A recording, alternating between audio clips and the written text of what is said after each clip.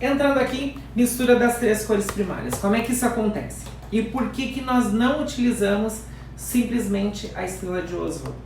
E sim, nós utilizamos o círculo cromático. Vamos começar pela mistura do azul com o amarelo.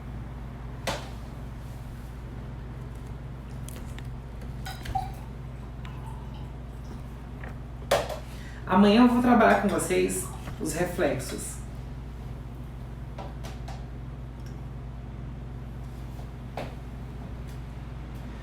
É verde. E aí eu vou mostrar para vocês que se eu misturar um pouquinho mais de azul,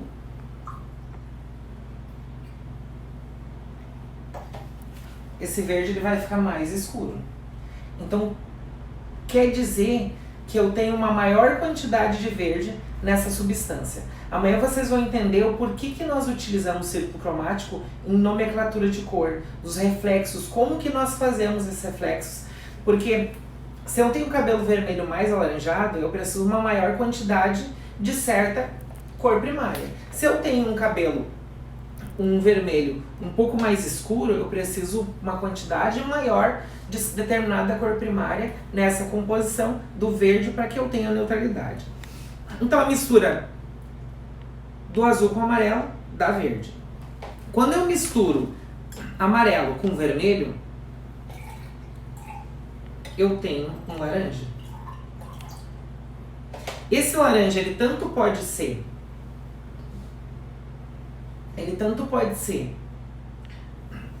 a quantidade exata de amarelo com vermelho, quanto eu posso ter um pouquinho mais de vermelho e aí ter um laranja mais próximo do vermelho possível. O porquê que os coloristas geralmente usam o círculo cromático é por causa disso. Porque se eu tiver maior quantidade de vermelho, eu tenho que me ligar que eu tenho um cabelo mais avermelhado. E para mim criar um ruivo, por exemplo, se eu não entender isso, o cabelo vai ficar extremamente avermelhado. E muitas vezes as clientes elas não querem um cabelo ruivo avermelhado, elas querem um cabelo ruivo mais parecido com Mariana Rui Barbosa, por exemplo. E as pessoas às vezes me perguntam assim, eu tô usando esse cabelo 7.4? E eu olho para elas, não usei. Eu usei 7.3. Mas como é que tu conseguiu chegar nessa cor? É simples, eu estudei isso aqui. E aí se vocês olharem meu estoque, amanhã eu vou mostrar pra vocês. Eu não tenho coloração ruiva ali. E se vocês olharem no meu Instagram, eu tenho alguns ruivos que eu já criei ali. Você também pode fazer isso. Basta aprender isso aqui. Quando eu misturo o azul com o vermelho,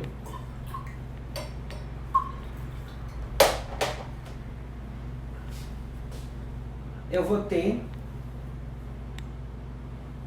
o violeta, o lilás.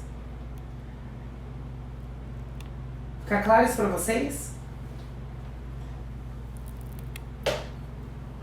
E aqui eu quero mostrar pra vocês dois tipos de verde, só pra vocês entenderem por que nós utilizamos círculo cromático.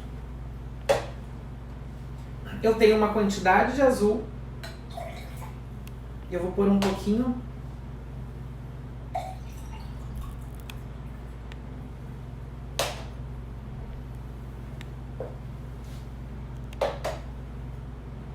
mais de amarelo. Vou tirar menos aqui para vocês. Vocês conseguem entender que esses dois verdes, eles são verdes, mas esse aqui ele tem uma maior quantidade de amarelo, ele vai ser mais perto do amarelo possível, e esse aqui eu tenho uma maior quantidade de azul, então ele vai ser mais próximo do azul.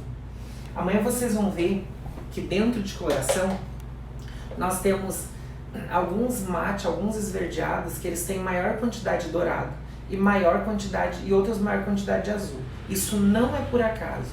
Nós temos isso porque a neutralidade, dependendo da altura de tom, ela acontece de forma diferente. E aí, para mostrar para vocês como nós neutralizamos e que a mistura dessas três cores realmente é neutralidade, nós temos o verde aqui. O verde é a mistura do azul com o amarelo. Que cor que falta? Me falta o vermelho, que é uma cor primária. Quando eu misturo essas três cores, eu crio a neutralidade. Eu crio o tom neutro. E dependendo a altura de tom, eu consigo fazer isso. Eu não tenho mais o amarelo aqui, mas amanhã eu trago para vocês, para mostrar sobre o violeta. Mas vocês entendem que a mistura das três cores, ela dá neutralidade e ela vai dar marrom? Eu tinha um verde, coloquei um vermelho. E assim funciona ao contrário. Se eu tenho um cabelo avermelhado, geralmente o que as pessoas fazem quando precisam criar um cabelo neutro aí no salão de coloração? Primeira coisa que utiliza é isso aqui. Parece que não precisa mais outro tipo de reflexo. Vocês entendem que se fosse a salvação do mundo, nós não teríamos o verde? Nós não teríamos essa cor que também é fria? As pessoas utilizam muito o ponto 1. Não que seja ruim, a gente precisa muito dele. Mas se eu misturar um vermelho com azul, lembra que a gente tem o quê? Um violeta. Eu não tenho neutralidade. Isso aqui eu só vou matizar o cabelo. E quando isso sair, vai revelar novamente o fundo de clareamento, que é aquele fundo quente que as clientes não gostam. Eu preciso ter a mistura das três cores primárias para ter essa neutralidade de cor. Eu preciso dessa neutralidade. Eu preciso que essa substância, que esse cabelo, ele seja neutralizado para o fundo de clareamento, ele não revelar esses tons quentes. E assim a coloração de vocês vai durar muito mais tempo e assim a cliente vai ficar muito mais satisfeita. Assim a cliente vai ficar muito mais contente. E aí, por que tu vai cobrar uma coloração tão baratinha se tu pode ao longo do tempo crescendo?